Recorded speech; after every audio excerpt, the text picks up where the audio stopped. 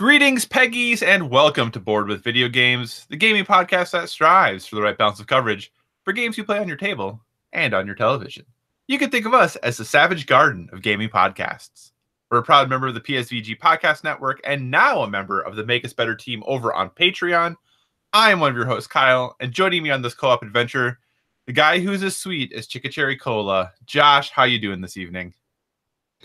What is the opposite of vibrant, full of life, and energetic? I'm going to guess that's you. Yeah, that's me. You seem pretty vibrant tonight. Yeah, I'm all right. When I get home from work, I literally could have just went to bed. I was sitting down on the couch thinking about going to pick up my son, and I was like, I could just sleep for the rest of the day. But I don't have that option, so I did not do that. But instead of sleeping, you chose to record a podcast. So I'm sure this is going to be one of our best episodes ever. Well, I think I hit I plateaued a little while ago, so I'm pretty much the same. Yeah, that is the one bummer though about recording our podcast when we do is I always get like a huge second wind afterwards. Yeah, so then I'm up far later than I intend to be or should be. But hey, are you a fan of the band Savage Garden? I was a fan. I wouldn't say I am a fan. Gotcha. They were pretty big in the 90s, you know? Yeah, I mean, no, actually, I should say I wasn't not a fan of them, but I wasn't I don't think I owned any of their albums. Gotcha. Yeah, they were a duo. That's the only reason I chose to go with them.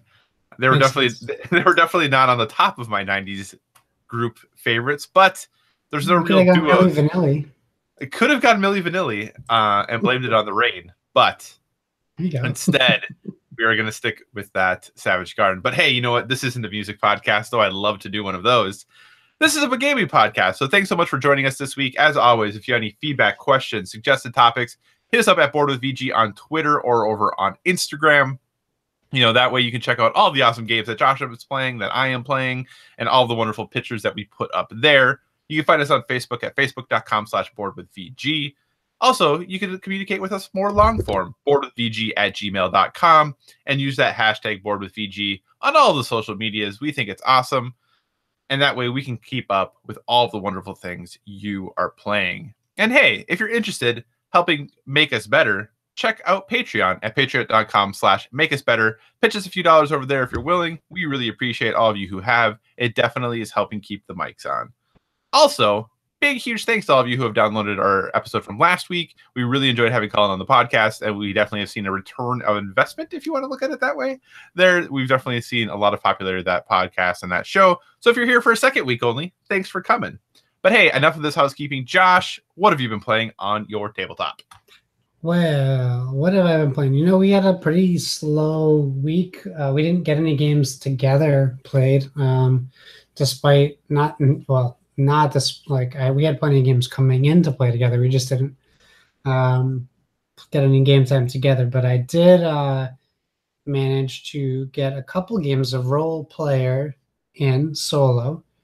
And that's ROLL for people who don't know the game specifically. You might be looking up a different type of game. It's designed by Keith Matajeka. I'm going to guess that's how you pronounce it. And it's probably totally wrong. And it's from Thunderworks Games. It's essentially, it's not what I thought it was, per se. It's kind of like creating a character in an RPG before you play the RPG, if that makes sense. So it's dice building, similar to like Sagrada. People have compared it to like fantasy Sagrada, even though I don't know if I necessarily see that.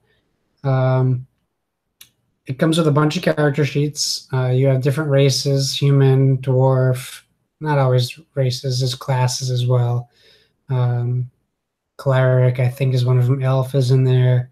I don't know. It's races, and then your jobs are the skill tree, like cleric, warrior, all that kind of stuff. So what you do is what I did was I blindly chose a character.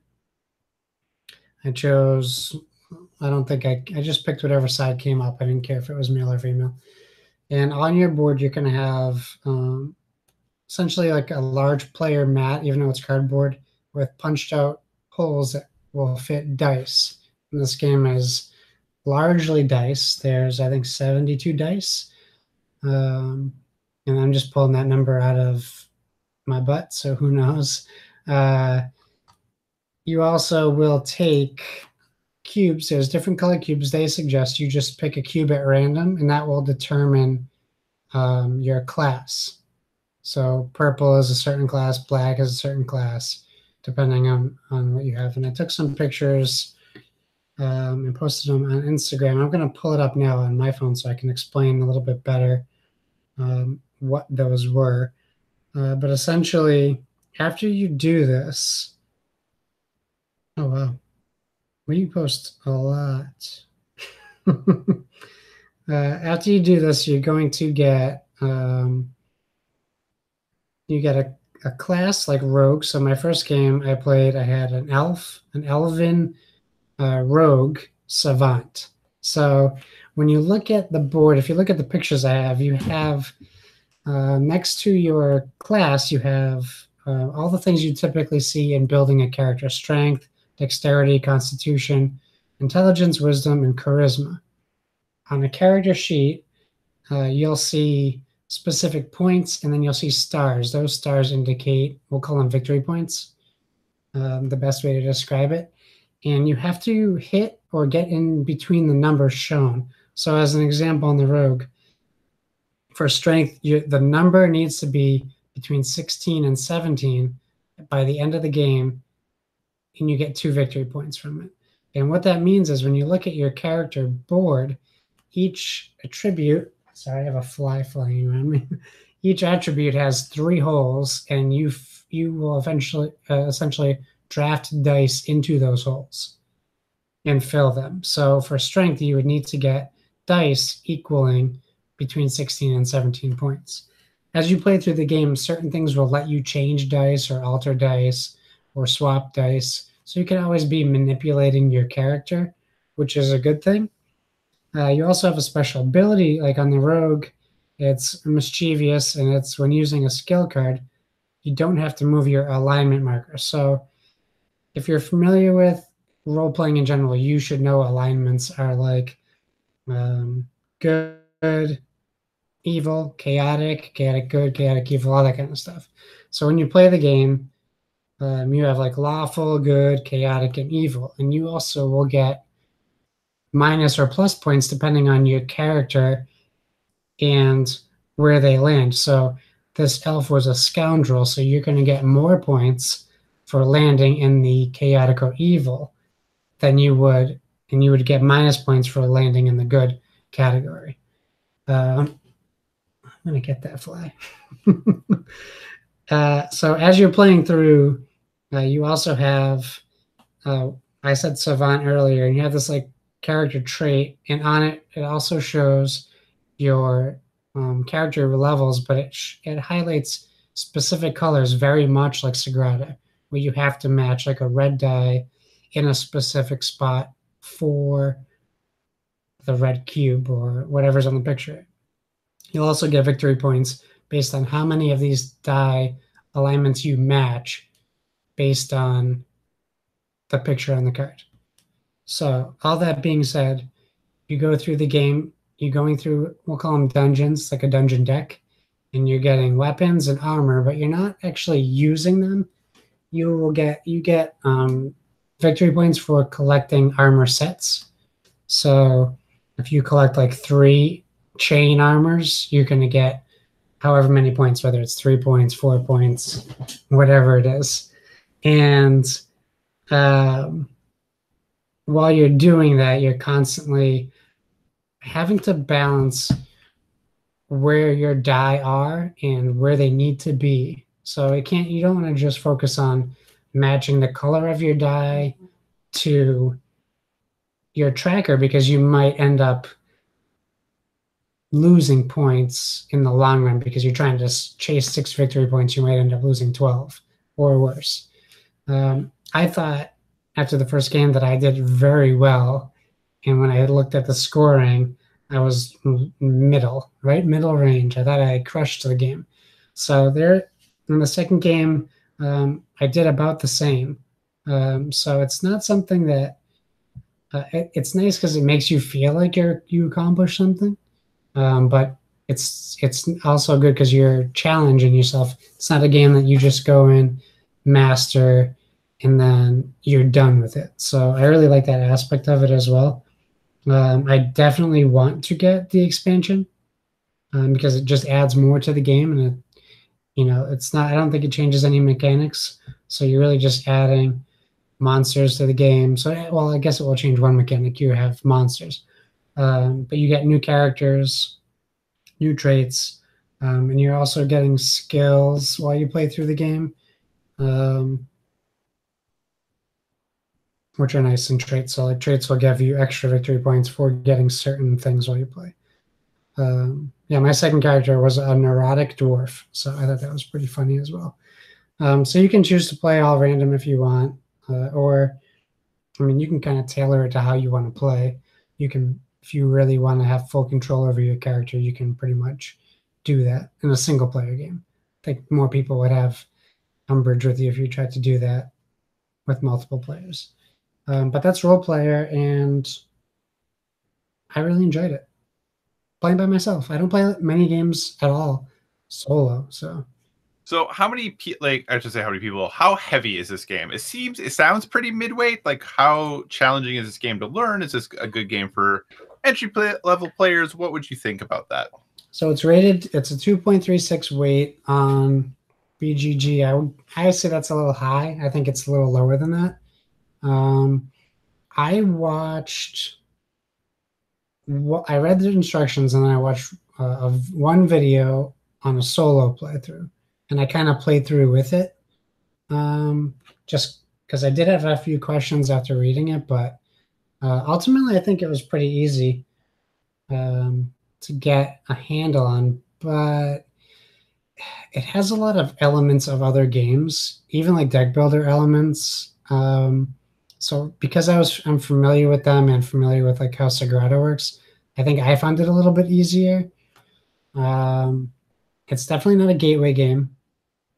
So I wouldn't say like if you're just looking to get into games that this is what you want to do, but for anyone looking for something new and different, and I wouldn't say too challenging, but challenging enough that will make you want to keep playing it to kind of master it.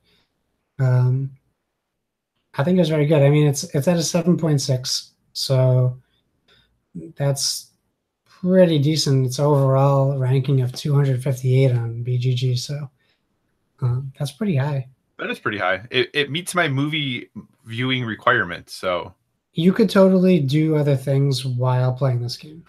Okay, for sure. So you could sit down and watch a TV show or a movie or whatever, because you also can go at your own pace. Gotcha. No, I probably should clarify. My movie viewing requirement is if a movie is a 7.0 or higher on IMDb, I will probably watch it. That is my movie viewing requirement. Well, you could also watch a movie while playing it. Perfect. Good to know. So serendipitous. Well. There's a few things I left out, but I don't think anything that's going to change anyone's mind on the game.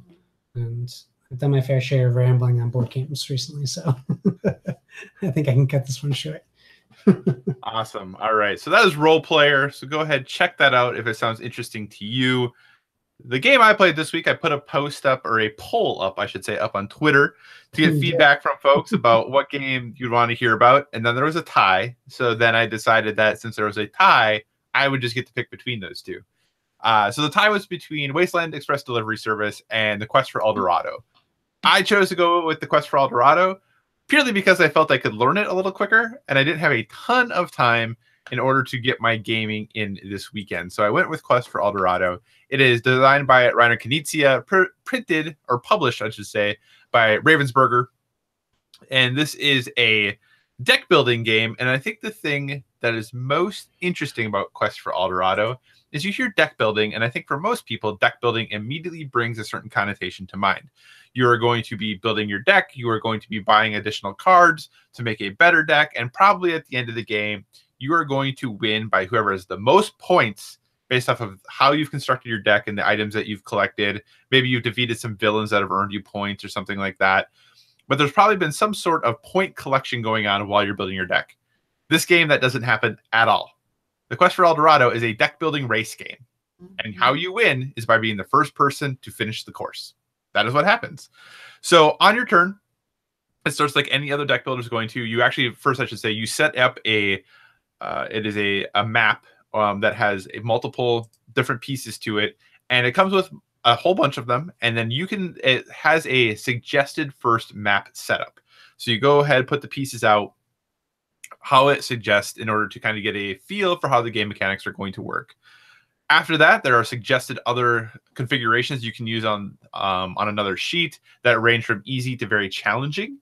And then they give you some general guidelines that if you want to construct your own, here are some things to keep in mind, or here are some things to consider. So the replayability for this game is significant because you have all these different pieces that you're going to put together in different configurations to really kind of create the map of your dreams if you would to try to get across. But that's kind of part number one. Part number two then is you go ahead and you start building your deck. Everyone starts with the same 8 cards. And what these cards do is once you pull them into your hand, you start with 4 cards in your hand and you play them, and they are either going to be green to like go through the forest, they're going to be blue to go over the lakes, or they might be gold if you're going to go across deserts, or the gold is also how you purchase other cards. So when you play a green, if there's 1 green machete on it, you get to move 1 green machete space. The pieces on the board, or the hexes on the board, are going to have different numbers of machetes in them, or different number of ores in them. And that's how you know how many power, if you want to look at it that way, or how many movement you need to get through those squares or those hexes. The interesting thing about this game, though, is you cannot combine cards. So if there's a hex with 3 green machetes on it, you have to have a 3 or higher machete card to play in order to go through it. You can't combine a 2 and a 1. So that is one interesting thing about how this game works, because typically in deck builders, you can just combine all of your stuff together, or you are adding things together in order to make that happen. So you can't do that, which is number one. Number two is that when you are moving, you have to play basically 1 card at a time as a result of that. So you play a card, play it out as far as you can, and then you can play another card and play that one out as far as you can, since you can't really combine things. Also, you can only ever purchase 1 item per turn. Now, you have cards that are out to be purchased. There are 6 cards available in the market. There are 3 of each card that is available in the market. Once all 3 of those are gone, there is an additional 12 other cards that have 3 of them. That these cards give you extra power. They either give you additional machetes, they give you additional purchasing power, they might give you additional ores, they might give you special powers to draw extra cards and things like that.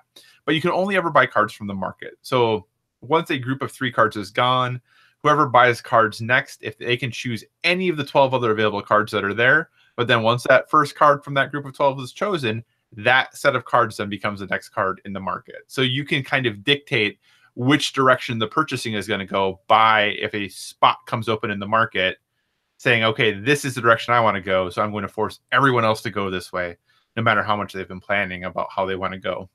But that's the entire game, basically, is on your turn, you draw your 4 cards, play out your cards for movement, decide if you're going to purchase something or not, discard the cards you've used, draw back up to 4 cards. Another thing that is interesting is you do not have to play all of your cards if you don't want to. You can hold one in your hand and just draw 3 more to get back up to 4, which is kind of unusual a little bit for deck builder as well. But that's the whole game. It's really simple to teach. It's very quick to learn. Once you have people who know what they're doing playing it, it goes extremely quickly. The first game that my wife and I played probably took about 40 minutes. The game says it's 30 to 60 minutes. Our first game probably took about 40, 45 minutes. After that, we played 2 more in an hour. Because once you learn what you're doing, especially with 2 people, it's really, really quick to go through. The only kind of wrinkle for 2 players really is that instead of getting your 1 character through the map to the end, you have to get 2 characters through the map to the end to win. So that's kind of the only change really with 2 people, but it still goes extremely quickly. But because of all of the different ways that the boards can be set up, there are additional things that they add. There are mountain pieces that when you initially play, you just can't cross. But once you have played enough, they have you add cave pieces to the board in those spots that give you extra powers or extra abilities. So there's actually a lot of replayability to this. It's kind of a little bit different every time you play it. It reminds me a little bit of Kingdom Builder in that sense that it's very quick to learn. People are going to be able to understand it. Even if they haven't played a ton of designer board games before, they're going to be able to get in, understand what's going on. But there's a lot of different replayability to it. There's a lot of variable setup to it. So even if you've played it a lot, it always is going to feel a little bit different. There's never going to be one clear strategy to win. And I think that's really interesting and exciting about it. It was nominated for the Spiel des Jahres last year. It did not win, but it was one of the 3 games nominated. And I can see why. I think it's a pretty, like I said, easy to teach game that most people are going to be able to get into. And I had a lot of fun with it. It's definitely a different deck builder. I really enjoy deck building. The one thing I will say about it that I don't like, and this is true for basically every game that does this, it has the little itsy bitsy cards. I hate small cards. I can't stand them. They don't feel good to hold in my hand. I just don't like them. I know they do it to save money, but I hate small cards. Especially if it's a deck builder where I'm going to be holding these and shuffling these all the time. I want regular standard playing card size cards. But that's really my only complaint about it. Otherwise, the production value is really good. The art is cool. It's nice to look at. Everything is very clean, and it's easy to understand what is what. So, yeah, I really enjoyed it. I definitely recommend it. If you're interested in jumping into a easier game to teach or looking for something that you can play with, I think with kids even pretty young, probably 8 to 10, probably could grasp this pretty well. And it's pretty inexpensive. I think it's regularly under $30. So a pretty easy pickup as well. So that's Quest for El Dorado. Definitely recommend it. Josh, what have you been playing on your television? Well, up until today, I didn't really have. I was going to cheat. Anyway, I'm still going to cheat, but I was going to cheat. But right up until we started playing, I got into No Man's Sky update. So that's what I was playing. I was trying to find a save point to come in here to record. And wow, it is. Even my wife was sitting next to me. She said, "This isn't the same game," and she's absolutely right. They have literally changed everything about the game. Maybe not in the way people are thinking. Like when I say everything, I don't mean they change like the minerals, but they changed how you interact with the minerals. They changed what you see when you see minerals. They changed everything about the game. It has changed in some aspects. Now, I should preface that by saying I barely touched the last 2 updates. In fact, I only jumped in on the last one just to see what it looked like. So from what I'm saying, a lot has changed considerably between when I played last and today's update. So I don't know the difference between today's update and the previous one. Right away when you start the game, it pops right up and asks you, do you want to play a game with friends now? And you can choose yes. Or it says, do you want to create a game and let friends jump in? You can invite friends in later. So you have that right away. And then after you get through that, you have, I want to say, 4 or 5 different game modes to choose from now. So now you have regular play, survival, permadeath, and create mode. So I did the regular mode, but the create mode, you literally don't pay for any resources. You can just build bases wherever you want. You don't ever need to search for a piece to build your ship. You can go explore. You can do anything you want. You just don't get trophies on the PlayStation. So I'm sure achievements on Xbox. And then once you jump in, I get put into an ice planet essentially and died my first play. Welcome back. Yeah, I know. I was like, they're like, you gotta find this. I'm like, well, where is it? Oh, it's 700 kilometers away and I'm already dying. Great. It doesn't hold your hand as much as the first game, the first time it came out. So you have to do a little bit more legwork and figuring out where you have to go. Eventually, it does give you like hints on where you should be going.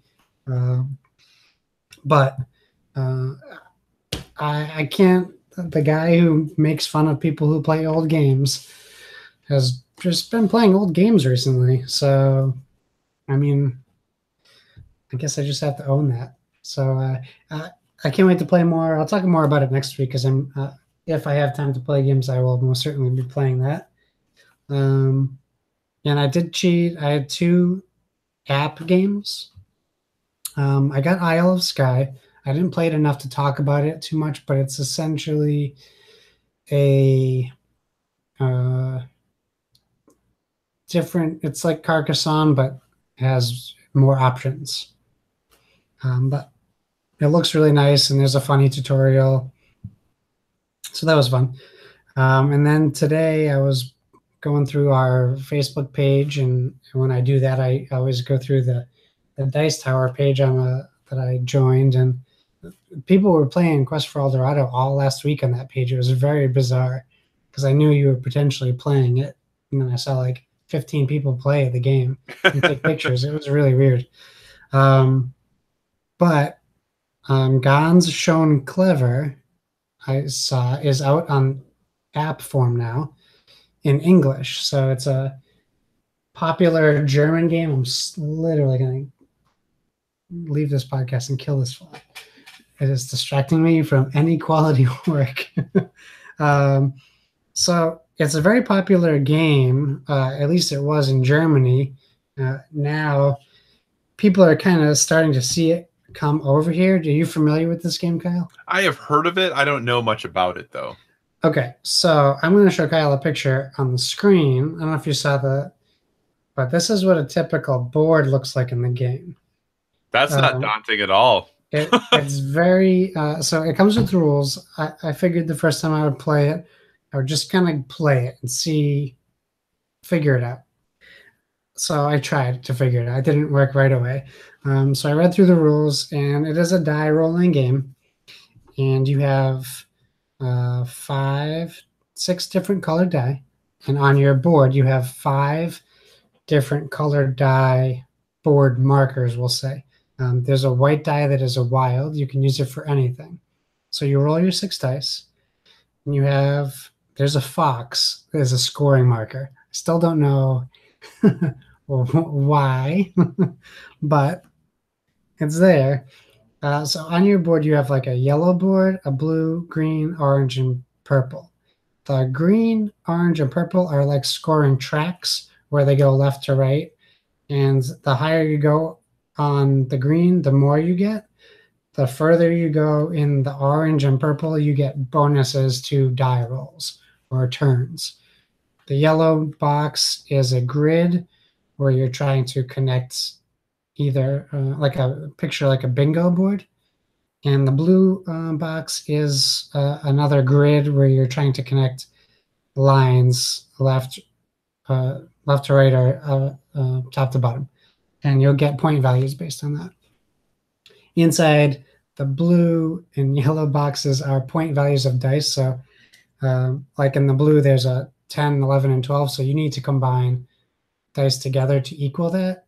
And in the blue, if you use a white or a blue, it will add the value of the white or the blue, the opposite that you're using, with the other die. So if you have a 1 that's white and a 5 that's blue, you'll have 6 points. So when you do your die roll, you should be doing 3 die rolls. And the way it works is you roll your die, you line them up numerically, lowest to highest, and then you draw 1 die. However, if you draw the highest, so if you draw a 3, you only re-roll the dice that are higher than the 3. So if you draw a 6, and that was the highest die, and that's your first die, you basically waste a whole turn, a whole round. There's 6 rounds, and in each round a different bonus happens. So there's things that happen, like if you fill a line in yellow, it will give you a blue X, so you can fill in any spot in the blue color that you want. You can also get, like, the second line in yellow is you get 4 points in the orange marker. So it's essentially a die roll of 4. And there's a bunch of other things like +1 extra die draw. You also get bonus, like, what's the word I want to use?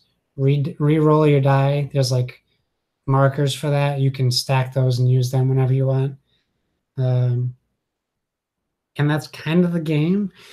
It was very overwhelming when I looked at it, but I saw so many people playing it online. People were down, like Kevin Austin, he said the guy that he works with printed out a copy in the German copy and had it made and brought it to work to play. Like, that is impressive. That's dedication. I'll tell you, I played it all day today. Oh, wow. Okay.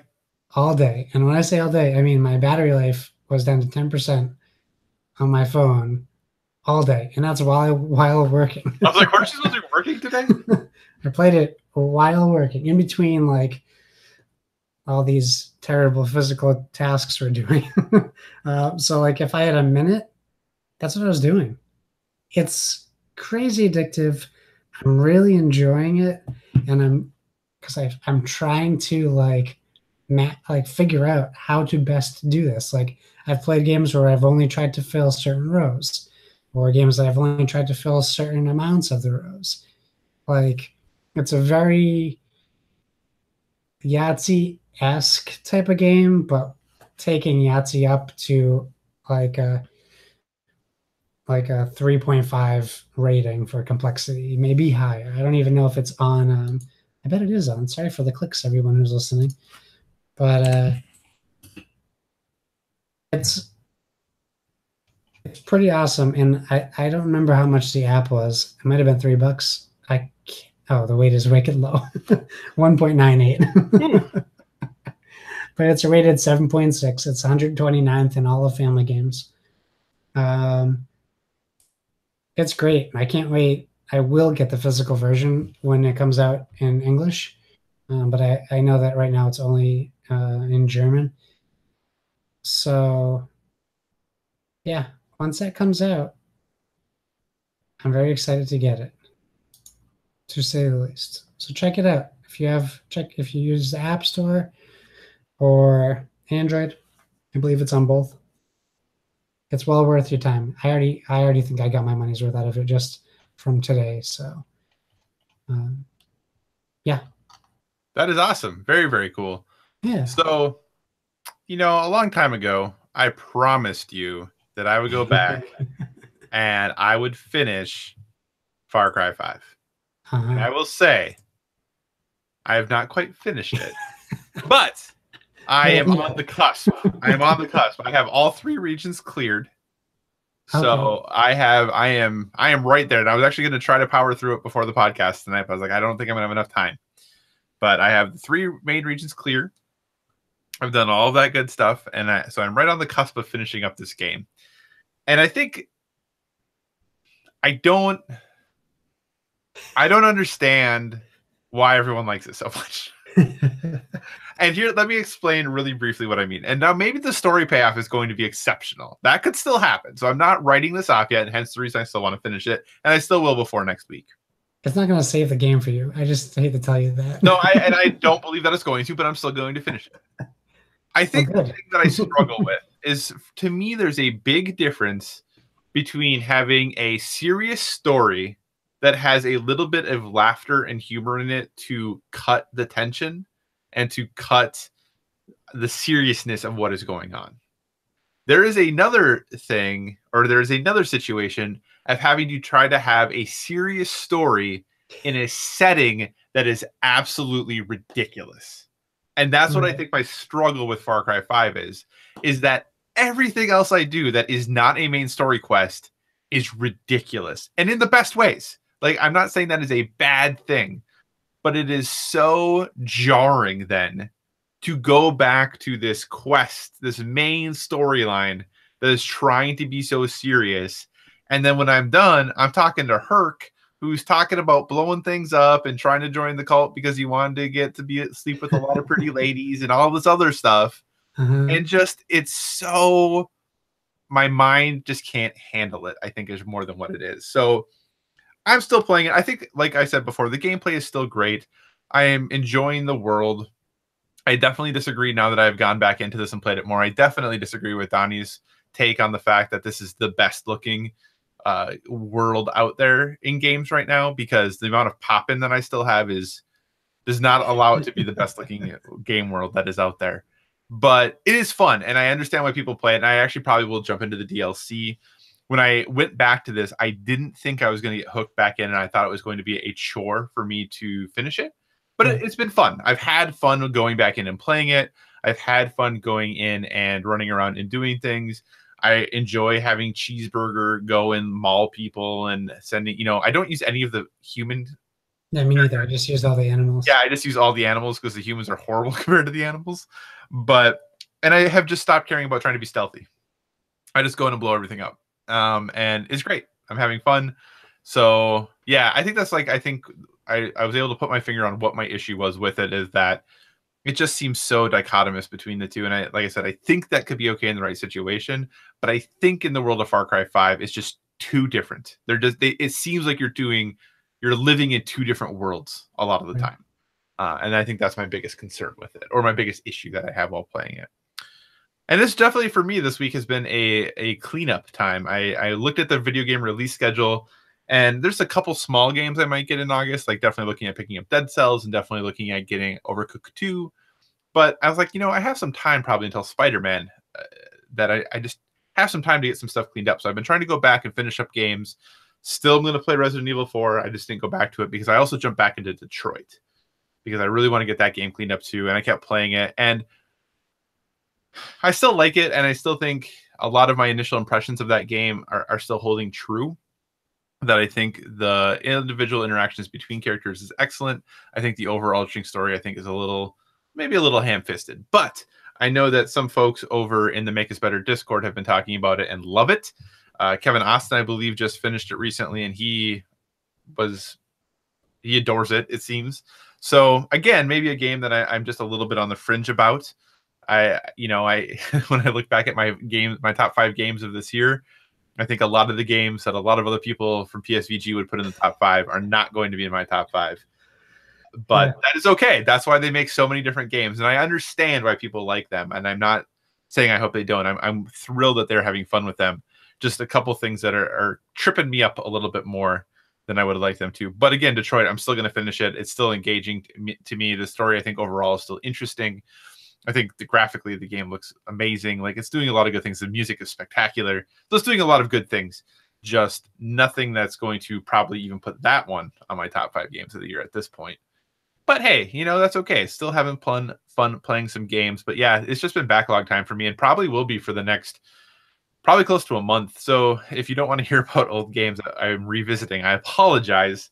I will try to fit in some new ones in there, some smaller new ones in there. Maybe I will probably play Life is Strange Before the Storm so that Donnie gets off my back about it. So that's what I've been playing on my television, sir. Nice. What do you say we transition into some, topics of the show? It's a great time to do that, I think. I think so too. Okay. All right. So this kind of hit the news cycle today, at least for me. I know some people will probably be familiar with a little bit of this. But according to a recent interview with the Hasbro CEO, which Hasbro, man, has been having a great year. Dungeons and Dragons is having its best year ever as well.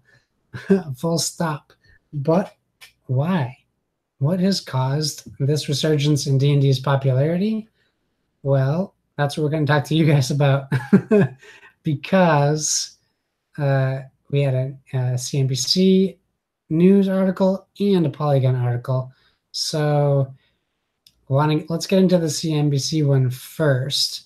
And I'm going to say, from reading it, a few things stuck out to me. Excuse me.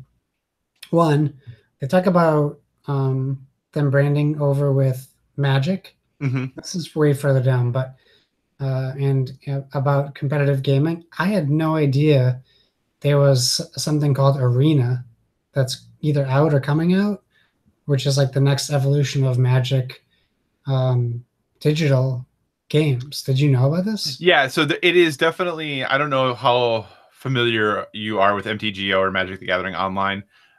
Magic Online has never been very robust. Many, many years ago when I played a lot of Magic, the client was straight up just bad. It was ugly. It was dated. It didn't look good at all. They did a more recent update to it that didn't really fix a lot of the issues that it had, because when they did the recent update to it, Hearthstone was becoming big, and it looked nowhere near as good as Hearthstone did. It was still looked dated, still looked clunky and complicated in how you had to order all of your priorities and everything. It was very complicated. And I think that's one thing that Magic has going against it, is it's a super complicated game compared to Hearthstone in all the steps. I'm not saying that the strategy is more complex or anything like that. Just there's a lot of steps to Magic. So this new one, Arena, looks much more in the Hearthstone vein. It kind of is like the Magic version of Hearthstone, but playing Magic with it. Cool. All right. Well, let's get back to Dungeons and Dragons, and we'll go circle back to Magic. All right. So I want to ask you about a question I have for you. So for the people listening, this interview was with Brian Goldner, who's the chairman and CEO of Hasbro. He was on Mad Money, Jim Cramer's show, and he said, this is what I want to ask you about, a quote, people are more into Dungeons and Dragons today than ever before, end quote. Do you agree with that? Do you think that's an accurate statement? I mean, I don't think he's lying. So I don't know what the metric is or how they measure that.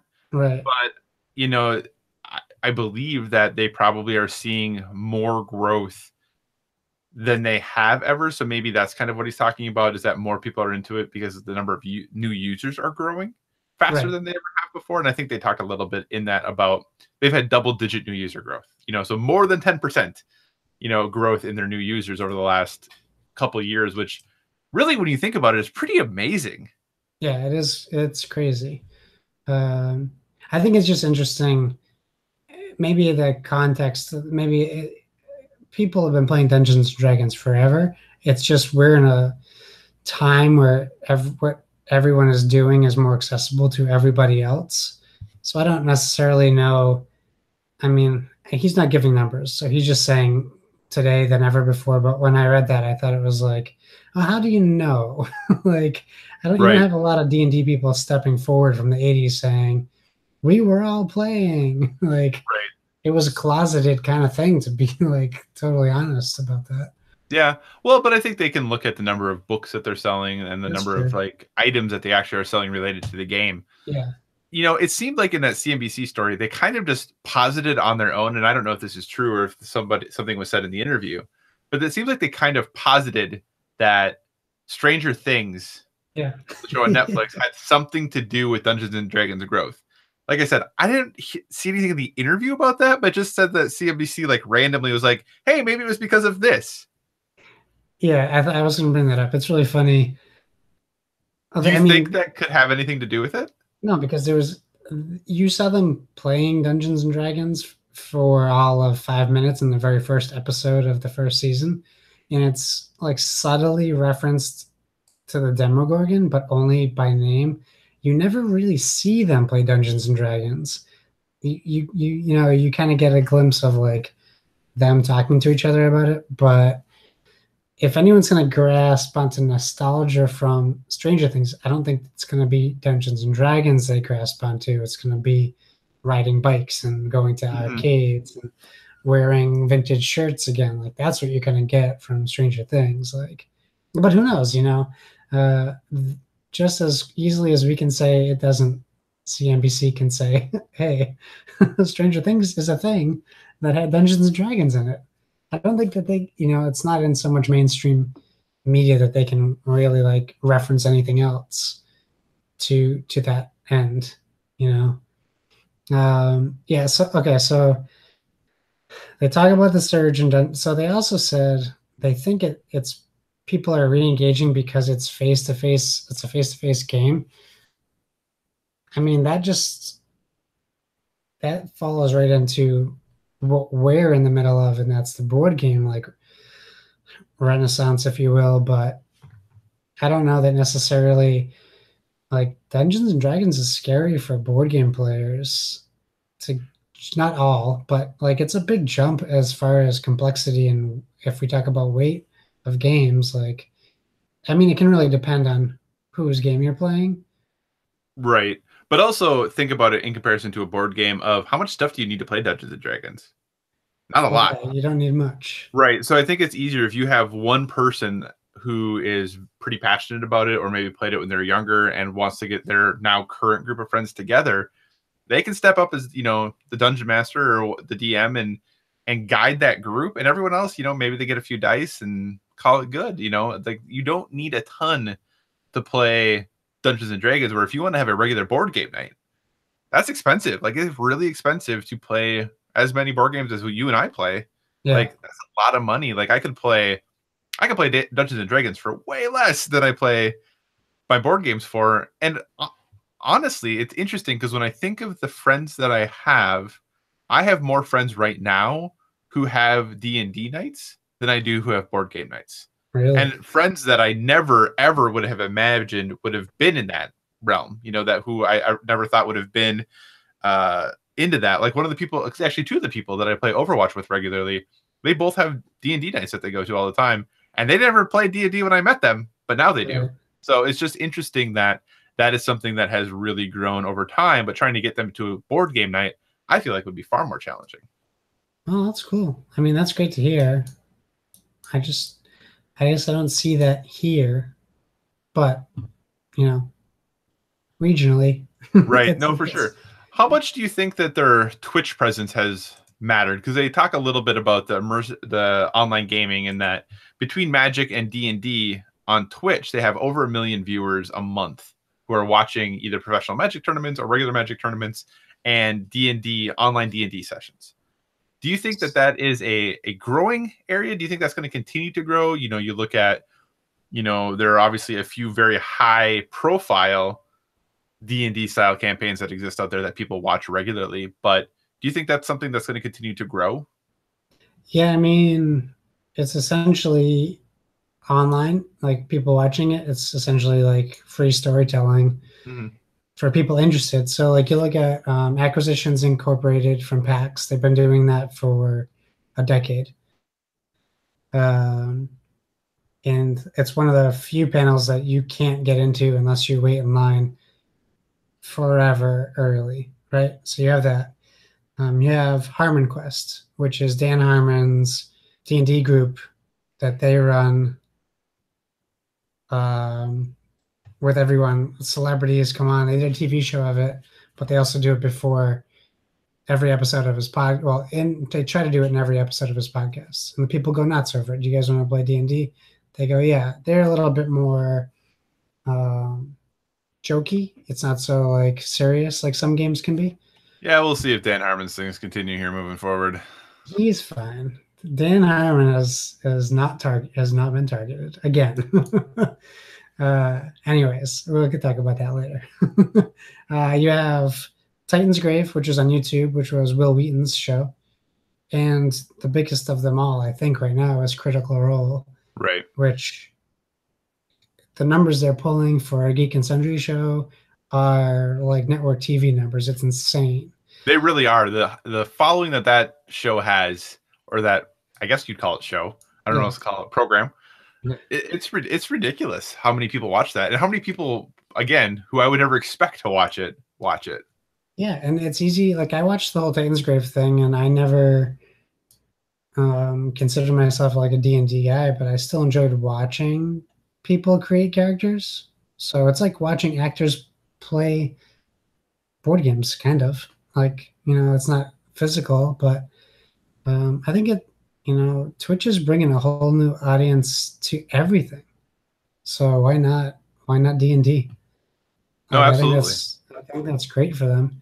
And the biggest, well, I don't know if it's the biggest news. I think it is. D&D and Magic the Gathering are crossing over in the fall. And I had no idea this was coming. It sounds like some people did, but do you think this is something that can cross over? Do you think that these groups of players like each other, can mix together? Because they're two very passionate gaming groups Critical Role, speaking of them, they just started getting their first like batch of toxic fan base. And they've been speaking out against those people. not in a negative way, but promoting being nice and positive and don't be like that. So do you think with the way that, and even like intense like board gamers can get, do you think it's something that can mix?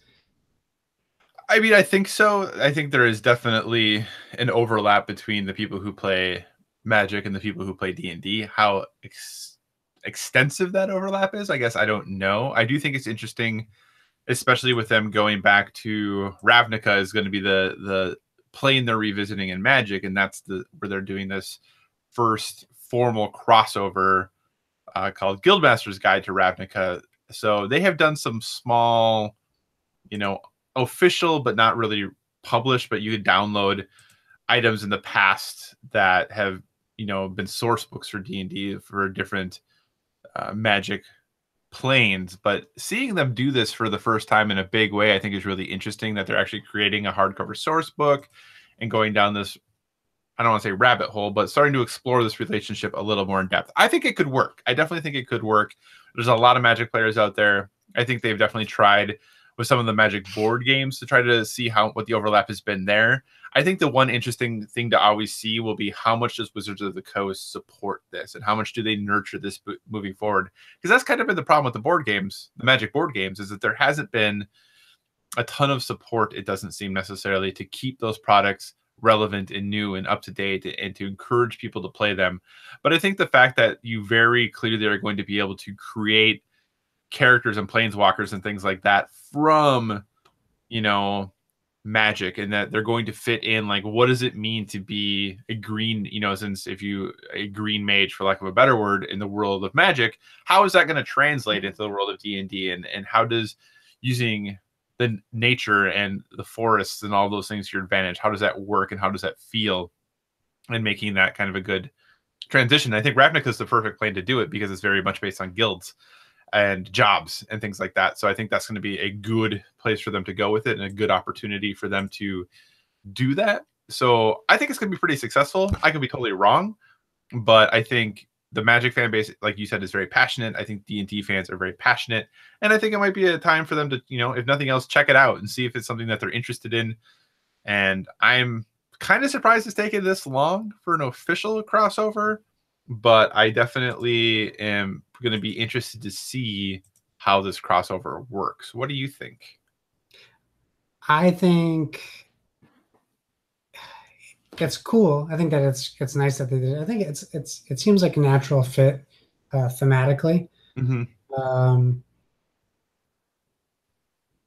I just think back to my Magic days, and we were like toxic gamers before they were a thing. So like I always get worried about stuff like that, but maybe I should stop thinking glasses half full. I should be glasses half full. Not so worried about how these things would mix. I think it's a great opportunity, especially if these things are both at peak. I don't know if Magic's peak, but if D&D is peak,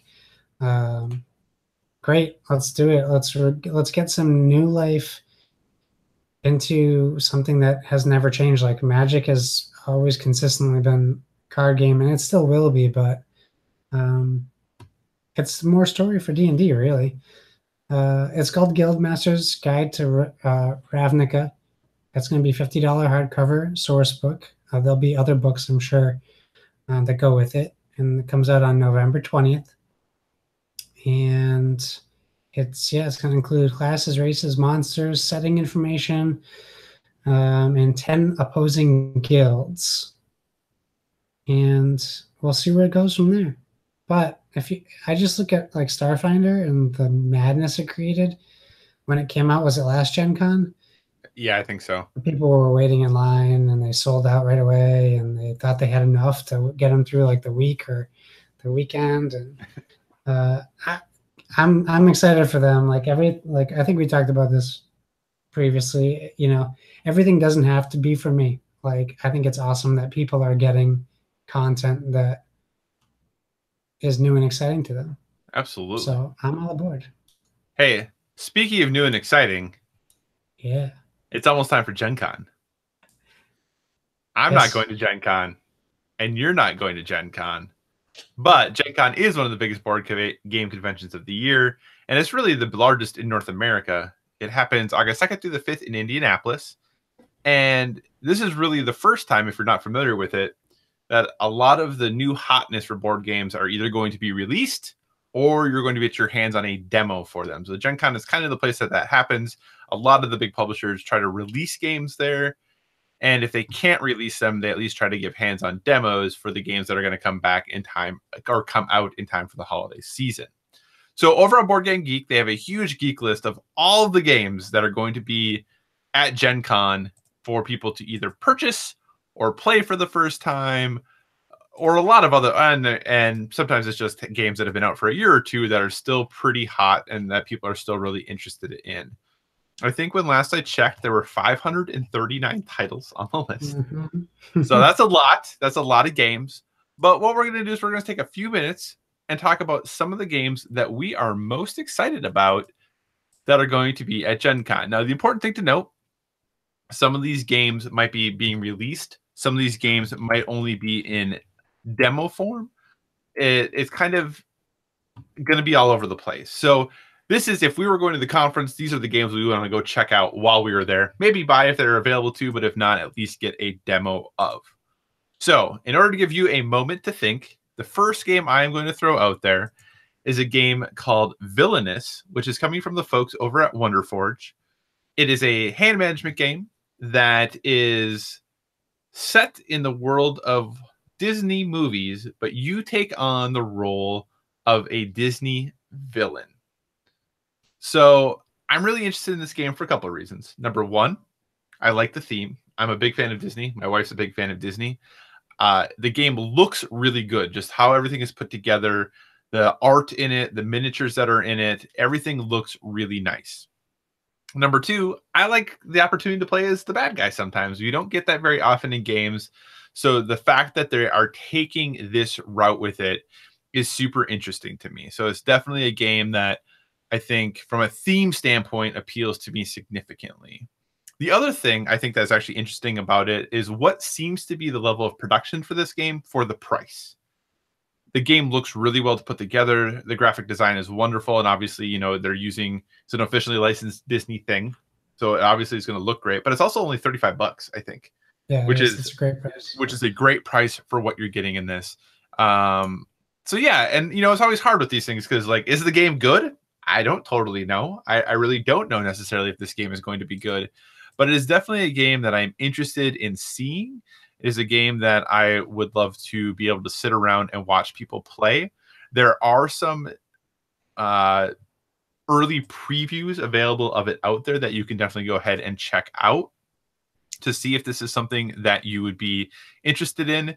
This is one of those games that is, I don't necessarily know if it's going to be good or not. It's the Prospero Hall development group that has worked on it. So you don't really necessarily know who the designer is. They're the person, the same group of people that did like Bob Ross Art of the Chill and things like that. So it's one of those odd, this is a collective of people who work together to produce the best game they can, and no one person gets credit for it. So it'll be very interested to see exactly how this game turns out, but it is definitely something I would want to check out if I was at Gen Con. So that is Villainous. Josh, what is a game you would be very interested in? Well, that was the game I was going to talk about. Oh, first. No, I'm so sorry. That's okay. I didn't see it on your list. So yeah, I added it at the very end. I apologize. No worries. I'm very excited about it. It's definitely a theme that we can get around. Not only just my wife and I, but that's something I can introduce to the family, which I think is great. You can watch a full playthrough on Game the Game with Becca Scott if you want to get an idea of how the game plays. They did a full gameplay. She also teaches the game as well at the beginning. That's on YouTube for anyone who wants to watch. So I'll just stick with the theme. One of the games I put, it might be a surprise for me, for me to pick. It's another game that I would consider a family game. It's Snow White and the Seven Dwarves, a gemstone mining game. And I picked this for the theme specifically because it's a retheming of a game I've always wanted to get, which is Quartz, which has been a game I've heard is good and I've never picked up. So it's USAopoly, and essentially in the game, you and the fellow dwarves do your best to mine for gemstones. You collect as many as you can. You trade them into Snow White for pie points, but your friends are competing against you in the mine to try to send you back like Clank style home without any gems. So yeah, you play over 5 days, and the person with the most mining gems wins. It's 3 to 7 players, so it's a really solid player count. Obviously, 7 players for 7 dwarves. So the 3 players can be a challenge sometimes if it's just 2 of us, but this would be a game I would get to bring to family gatherings, Easter, Christmas, Thanksgiving, stuff like that, where it might not get as much play as all the other games, but hopefully it's good enough to continue bringing around. And with the Disney theme, it hits that spot for a lot of people. So I'm excited to at least check it out and see what we're looking at. Very cool. So another game that I'm very interested in it is a game that is being released by a really well-known designer. That designer is Matt Leacock. And if you're not familiar with Matt Leacock, he has 4 games in Board Game Geek's top 100. He has, and it's interesting because you'll see a theme. There's Pandemic Legacy Season 1, Pandemic Legacy Season 2, Pandemic, and Pandemic Iberia are all in the top 100. Matt Leacock, obviously very, very well known for his Pandemic games. However, he has another series of games that is getting their next installment, and that is the Forbidden games. So Forbidden Desert, Forbidden Island, and what is finally coming out, the much anticipated Forbidden Sky, will be released at Gen Con this year.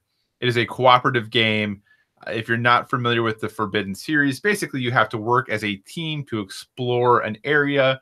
Typically, you have to either recover parts of something to put together an item that is going to allow you to be rescued from this ever-changing, ever-sinking, if it's the island, ever-filling with sand, if it's the desert, space. So it's a really interesting concept, and like I said, it's a cooperative game. I think the thing that's really nice about it is it works well for younger kids as well. It's not necessarily as serious as like the Pandemic games are, but really looking forward to seeing the return of those Forbidden games. Like I said, Forbidden Island is good. Forbidden Desert, I would say, is great.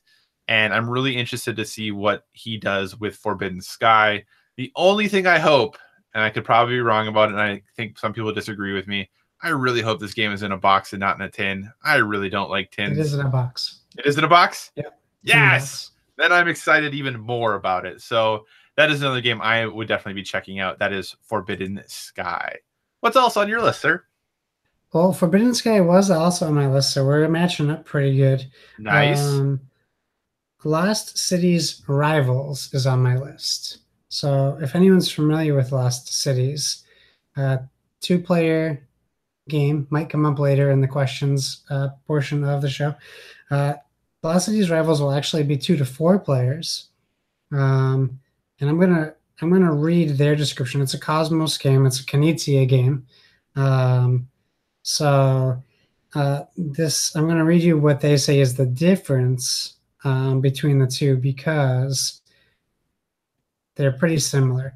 So the primary difference in this title compared to others is that you must win auctions in order to place your cards in the expeditions. So in the first game, you're drawing numbered colored cards and trying to place them in descending order, and you're essentially taking cards from your opponent, and it was strictly 2 players. So if you had the blue 5, you might be the only person to get that, and you can skip numbers in the game, but you lose points if you don't go like 1, 2, 3, 4, 5, 6, 7. You could go 1, 5, 7, and that could be it, and you'd only get a certain amount of points. So they're adding an auction style to this game. The card deck still consists of 5 colors, but it also adds 3 wager cards. And basically you're dividing into 4 piles. going through your turns, and you raise or pass on the card. So it looks like they're taking the Seven Wonders Duel aspect of that game and making their own version of their game, which makes it more competitive. So it takes a light competitive game that you can kind of have fun with, and sounds like it's going to be a little bit more serious and potentially fun. Hopefully, we'll see. Very cool. So my next game is a game that I honestly don't know that much about, and this is definitely a game I would want to probably get a demo of before I bought. But the theme of the game I find so fascinating, and that is a game called Symphony Number 9. Now, this game is a betting wagering set collection game. So you are basically betting on or bidding on the works of artists to gain their ownership. So you are a patron of Symphony Number 9. You are a patron in the 18th century, basically trying to woo all of these musicians with money to own their works. And I think I'm not necessarily a huge set collection / betting game person, but I am really interested in the theme of this game because there's not very many games that are thematic regarding music. Yeah. We get a lot of games in a lot of other areas, but not a lot of music games. And like I said, clearly this game I don't think is going to be really focusing on the musical aspect, but I think using music as the setting for this set collection betting game, I find to be very fascinating. I will say I don't know much about this company or these designers. They are, I think, pretty new to the US. I don't think they've done a lot of releases here.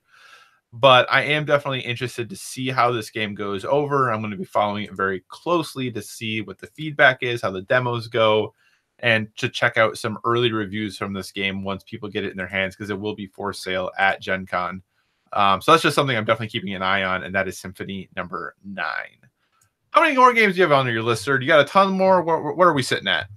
I can scrap stuff, no problem. I have way more than I needed just in case. I'm in the same boat. So how about you just go quickly through the games that are remaining on your list and just tell me why you're interested in them in a very brief fashion. Great idea. All right, so the Sagrada 5 and 6 player expansion is on my list. I don't really have to go in too much into it. It includes 2 more boards. It includes a dice tray, and it includes new pieces to basically just make the game look better.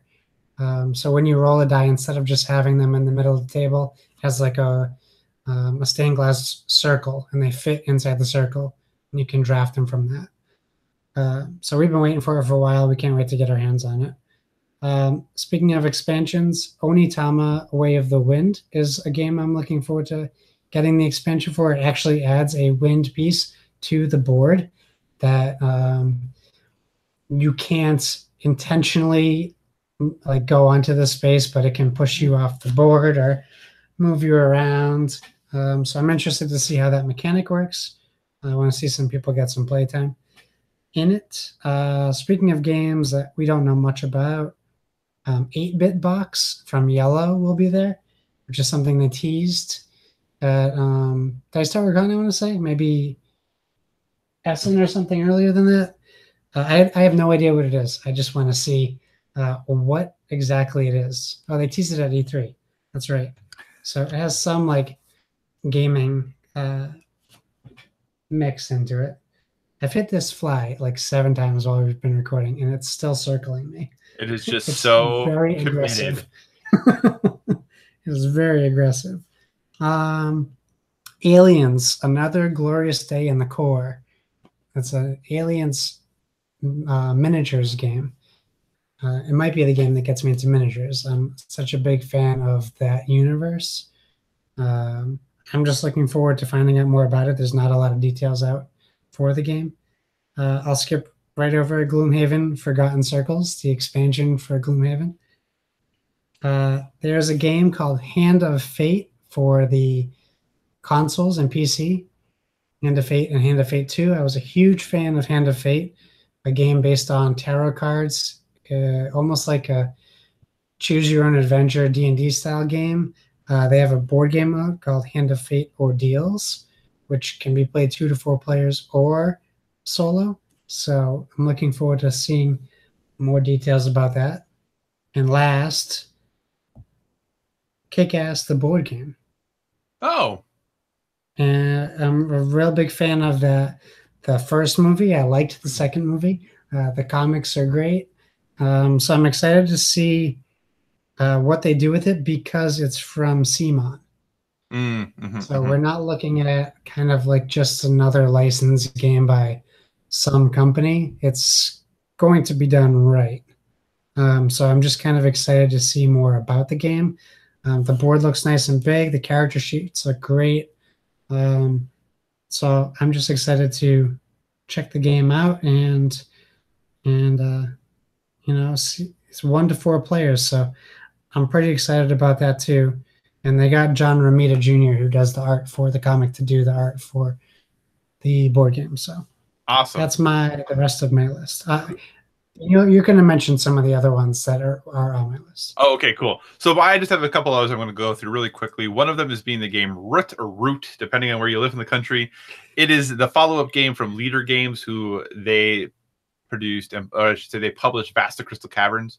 This is the next game that company is doing. It is a different designer, I believe, but it looks really interesting. It is an area control game, and it is focused with animals in a fantasy setting, which I'm immediately in. Anytime you have animals trying to control parts of the forest, I am totally in.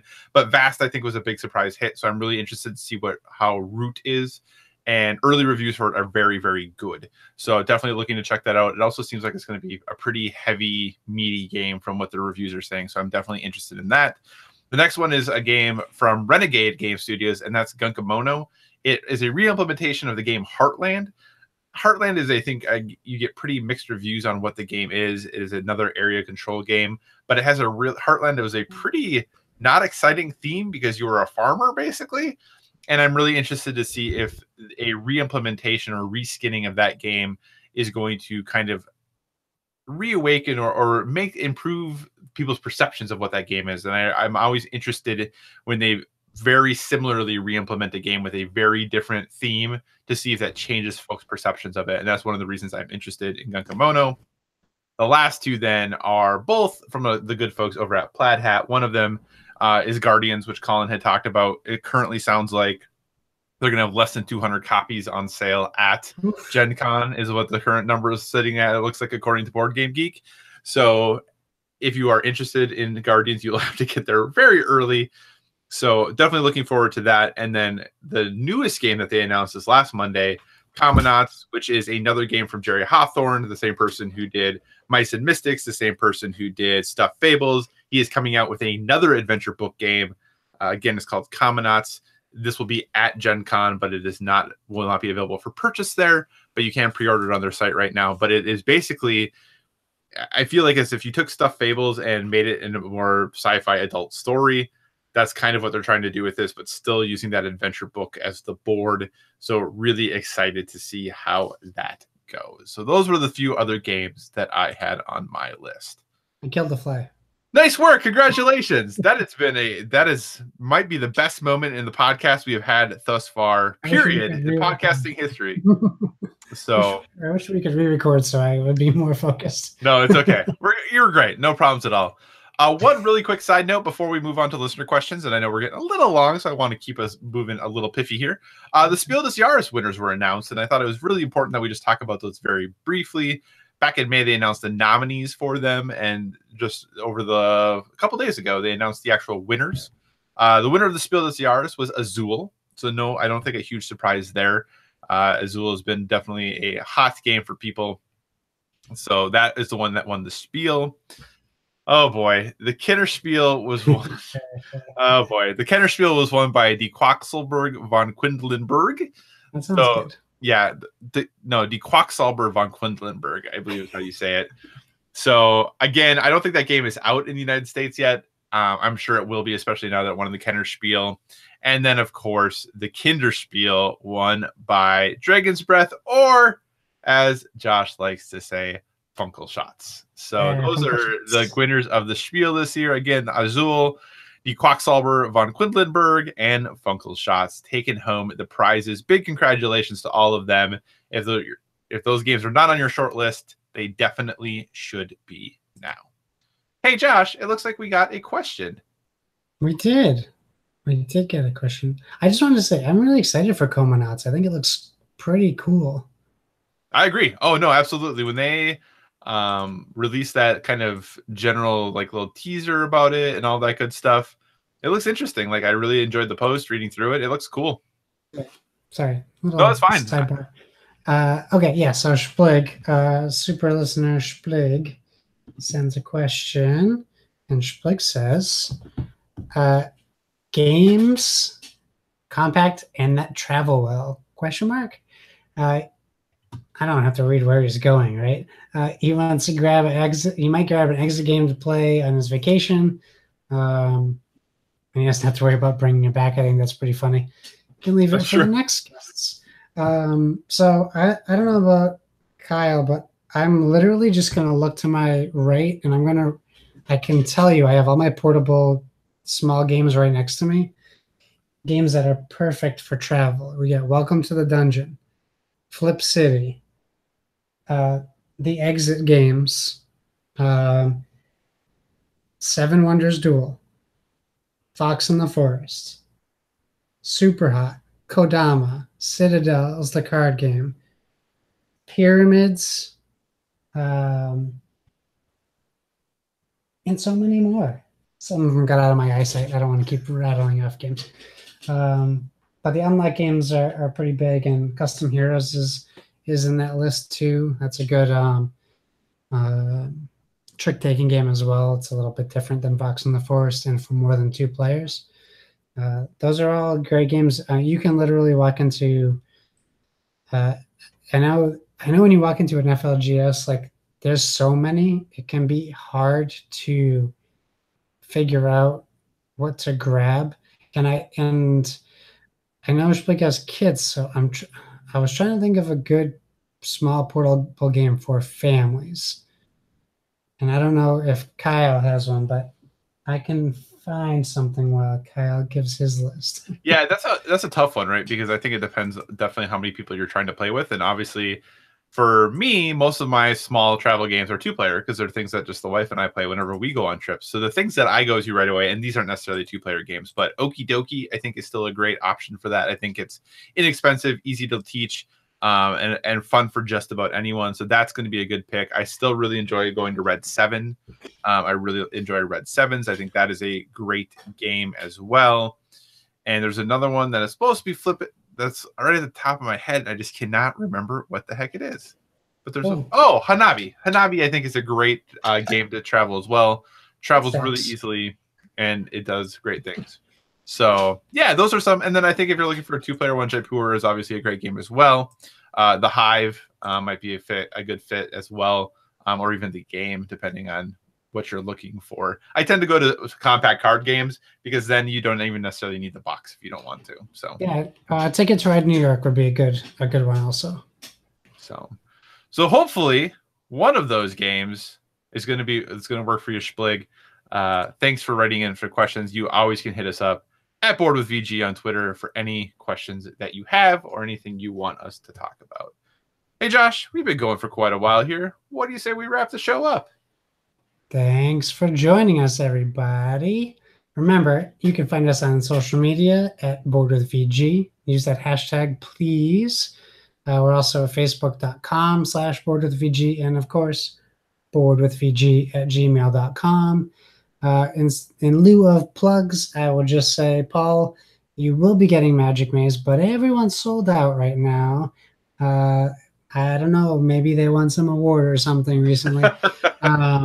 But you will be getting it. Hold tight. I know you're doing summer work right now, so you might not even have time to play the games for a little bit. But I'm going to get that out to you just as soon as I possibly can. So that's all for me. Kyle, where can they find you? Yeah, people could find me at all the usual places: Twitter, Instagram, PlayStation Network, Xbox Live, and Board Game Geek, all at Psychocross, CYCOCROSS. If you have any suggestions for future things we should talk about, or cover, be sure to reach out to us. One thing I know we've done on occasion is we have played the same board game or played the same video game and maybe gone a little more in depth on that. If that's something you like, let us know. It just takes a little more scheduling on our part, which is fine, but it's not something that happens naturally very often. So that if that is something you enjoy where we just focus on like 1 or 2 games and play the same thing, let us know, because we can definitely do that. But that's something we've been kicking around in our heads a little bit. But again, like I said, if you have any other topics, suggestions, let us know. Reach out to us on the social medias. We really appreciate you listening, everyone. And if you are willing or want to, go check out the Make Us Better Patreon at patreon.com/makeusbetter. And with that, remember, everyone, whether it be board games or video games, never stop gaming.